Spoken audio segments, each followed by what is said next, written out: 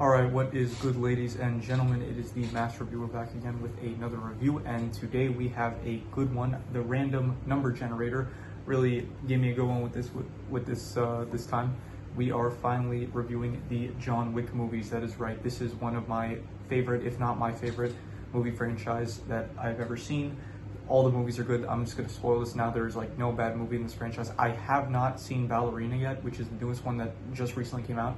So I'm guessing it's probably going to be just as good as the rest, if not better. But with that said, that is my background. I watched the movies. This is a rewatch for me, as you can clearly tell. This is, I think the fourth or fifth time watching at least the first movie. I did not watch specifically John Wick 4. I've seen, I think, only 2 times, but the rest of them I have watched at least 3 times. I'm pretty sure this is the 4th rewatch, I think. I might be misremembering that though. Anyway, with that said, that is my background for this franchise, I guess. And so let us just begin with the characters. So all the characters are great. There is no real bad character. Obviously, you have John Wick, which is just, he's become such an iconic character. Keanu Reeves just does a great job in the role. He's like just this wonderful hitman that you just love to see. Watch him with all his just the action he does, the emotions he is able to portray, specifically when he's like getting upset, when he in this movie specifically the I'm back scene and the crying scene from when Helen dies and stuff. Like it's all really powerful, especially when he first gets Daisy at the start of the movie. Just Keanu Reeves does a great job as John Wick. He also got Vigo, who I will say he's very good. However, compared to the later villains, I will say he's a good villain. I like some of the other villains in the franchise better though. But still, Vigo, he's a very good villain. What's good about him, it's like he's not even necessarily evil for the sake of, he's not even evil. Like he's just like, he's put in this position where he has to be the antagonist because it's like his son, what's his name? Yosef, he does something like incredibly stupid, which is like kill John Wick's dog and steal his car while he's grieving the death of his wife. So you have this guy's son, Vigo, his son, he does something incredibly stupid. So he's like, he has no choice. He doesn't want to be in this position, but clearly it's his son, so he has to do this. So yeah, Vigo just this great antagonist. Other than him, you got Yosef, who's just this really stupid teen that's like, he doesn't understand the consequences that his action has led him to. Other than that, you have Ian McShane as Winston and Lance Reddick as Sharon. They're great. The Continental, I'm going to get to that after when we get to the setting, but they're wonderful in the role as these very sophisticated assassin businessmen, kind of like hotel caretakers. You have Miss Perkins, who she's good. She's like this, at first, she's like an old friend of John, it seems, and then you realize that she's clearly in this for her own gain, and she is willing to break the rules, and then in the end, she gets her comeuppance. So it is very satisfying to see that. You have Aurelio, he's in the beginning at the garage scene. He's good. He's played by John Leguizamo. I cannot pronounce that last name. He's good. Liked him a lot. Pretty much all the characters are good. Specifically, the way it's set up, it's like John Wick is this legendary persona in this world of assassins. So it's like all these characters, they you don't really know them, but you understand that okay, they know John.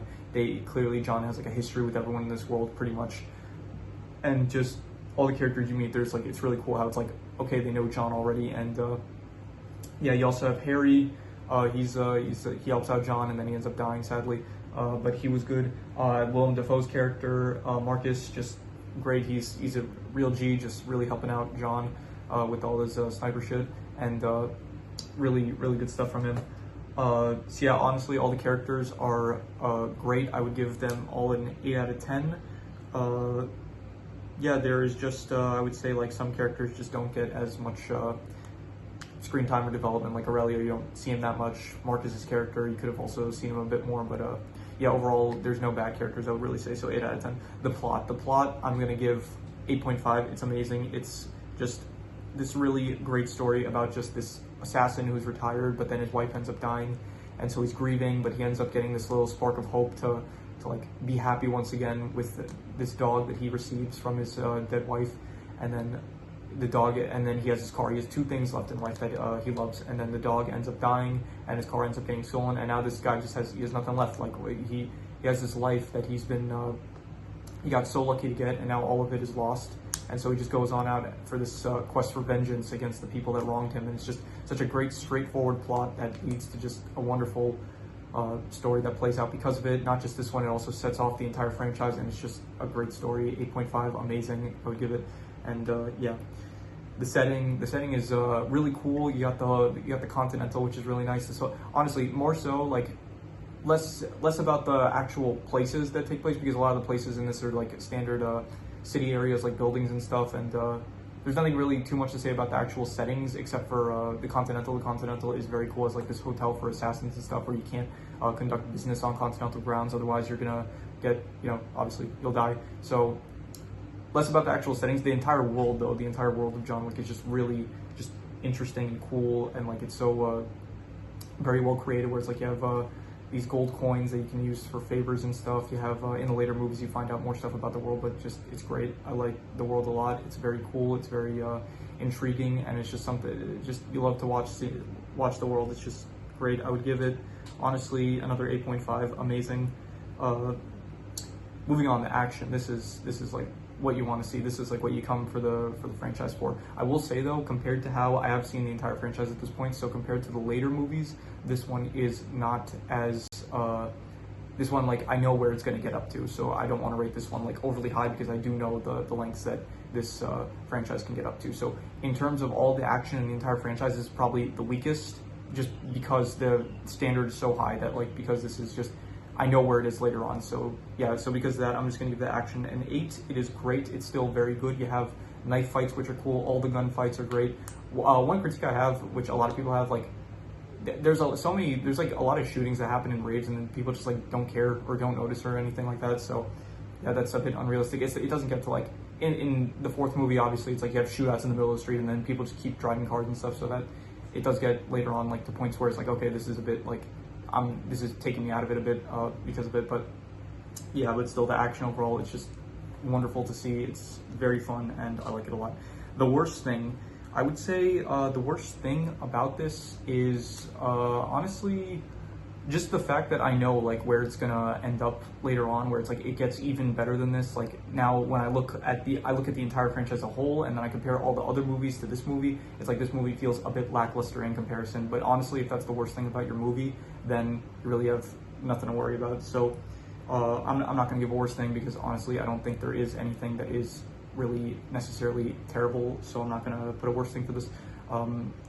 In terms of the best thing, just there's so much to like about this, but honestly I really can't decide on the best thing. Probably, I'm gonna decide on the best thing. The best thing is just the John Wick character, the fact that this movie just creates this iconic legend that now is being like referenced.